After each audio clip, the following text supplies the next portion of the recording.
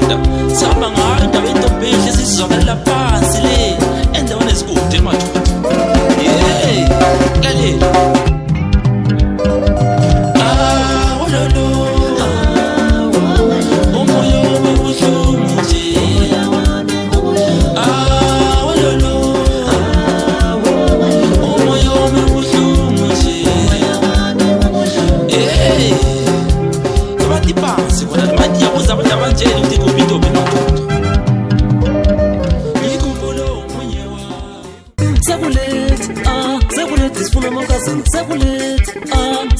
Sefuna amakazi kathini